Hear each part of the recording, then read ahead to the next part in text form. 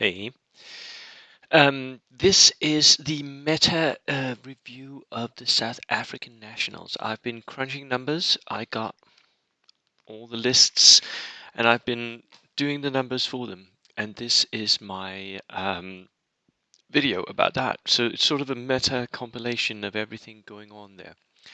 Um, the only thing that I have not included in my meta talk here is the power levels that I see, because they're so subjective, right? They're my evaluations of how strong the lists are.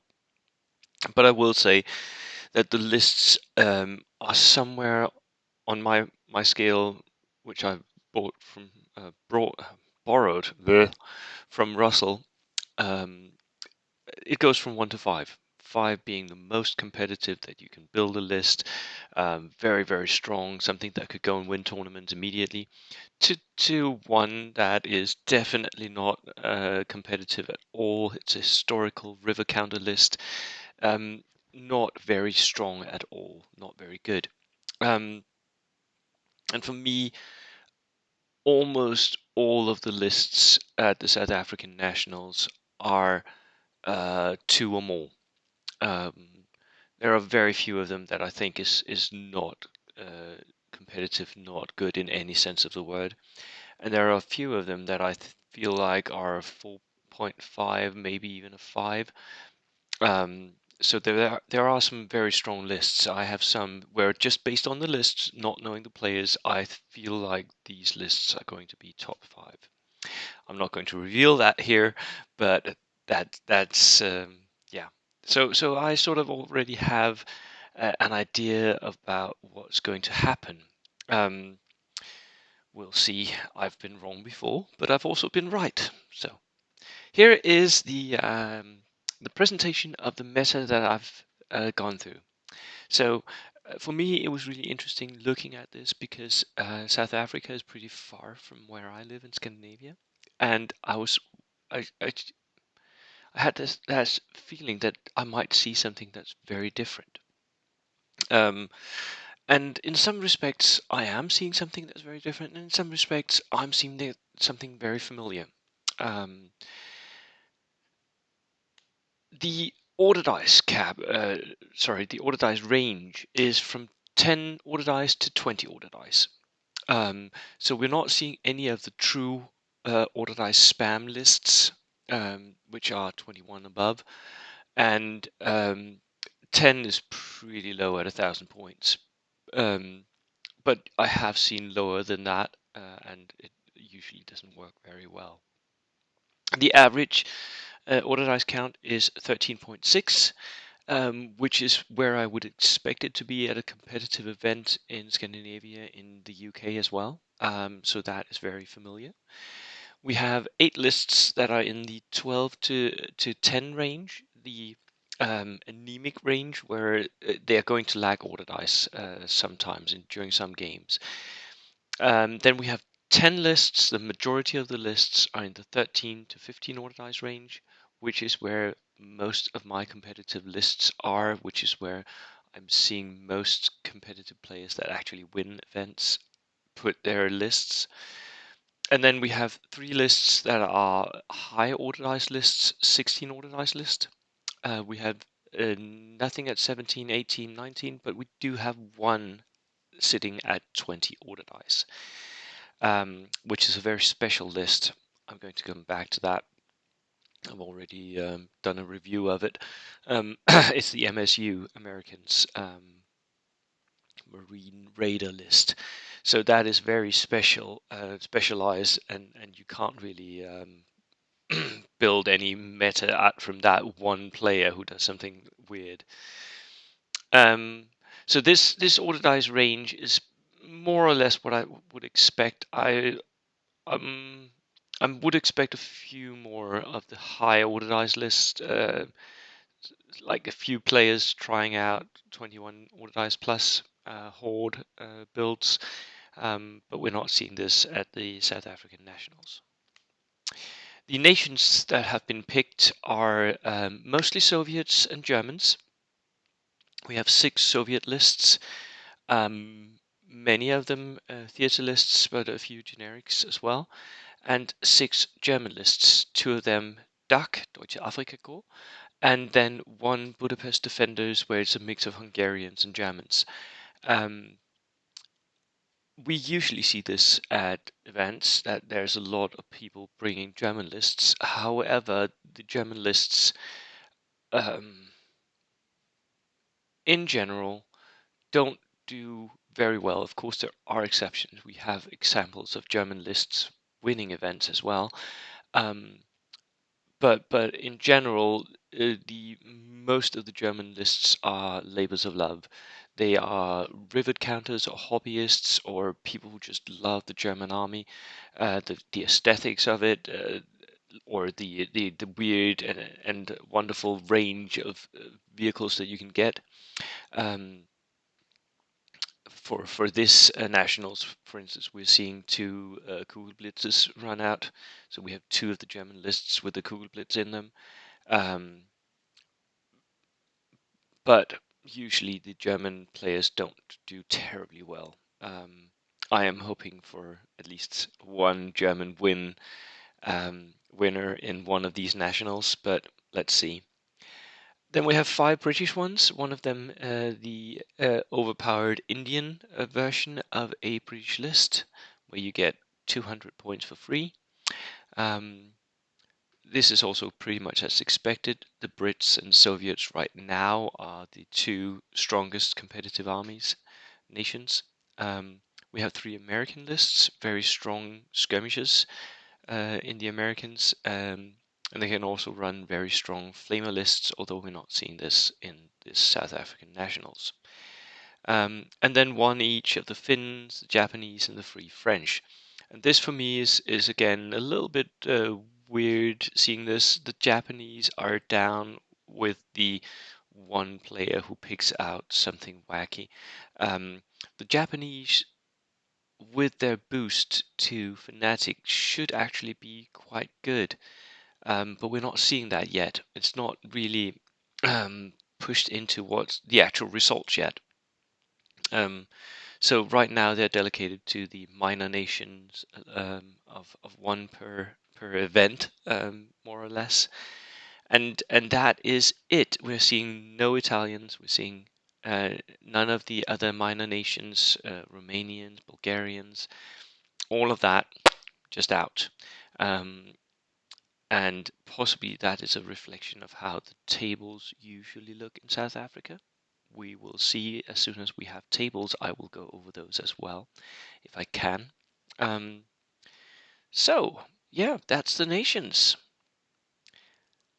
The selectors that I'm seeing is we do have a few generic reinforced platoons, but other than that, the standouts for me are, of course, the Deutsche Afrikakorps, and the Silo Heights that we see a few of the Soviets use, of course. It's a very strong selector. And then the Guadalcanal for the Americans, which can do some very interesting stuff as well. So those are the theater selectors that we see the most. The rest are not like very special. Doesn't have anything that really stand out.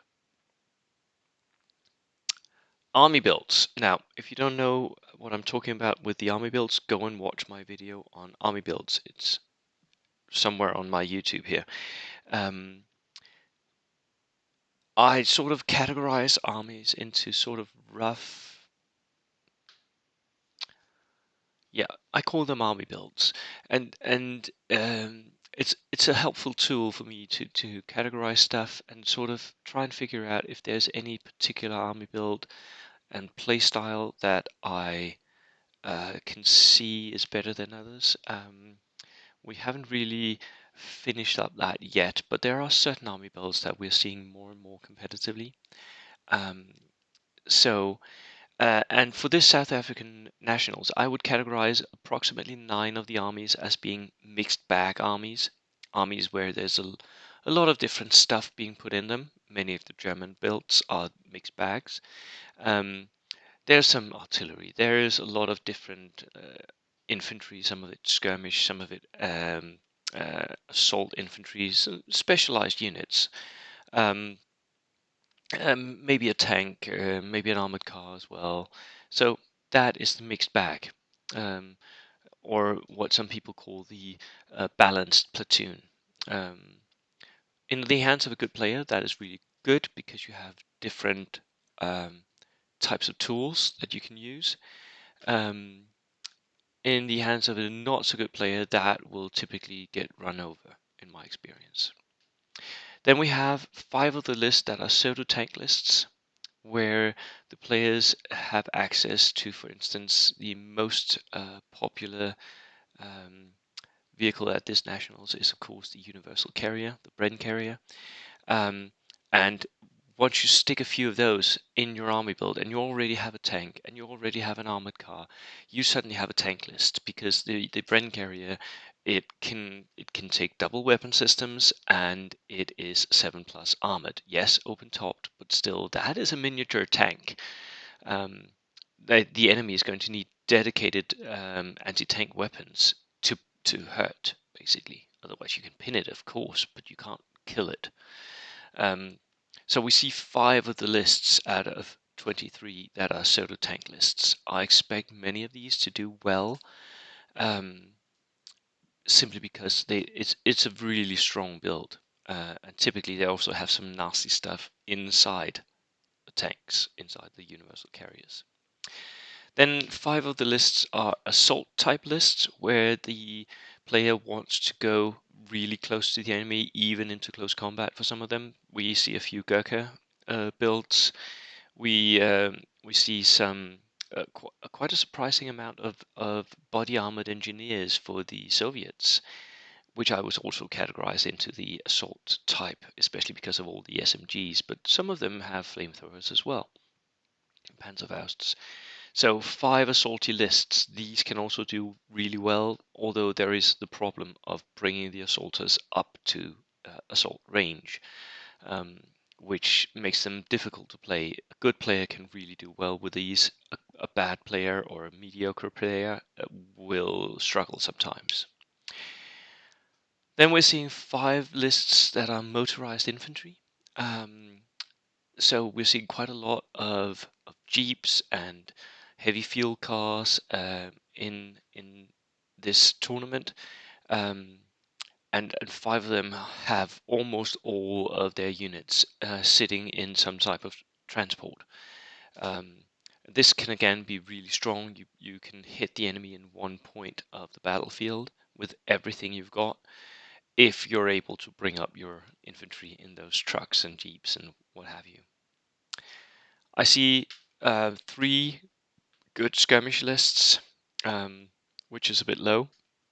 Skirmish lists can be difficult to win with in tournament settings because in tournament settings you're often limited by the time you have available. And skirmish lists they benefit from playing the full game.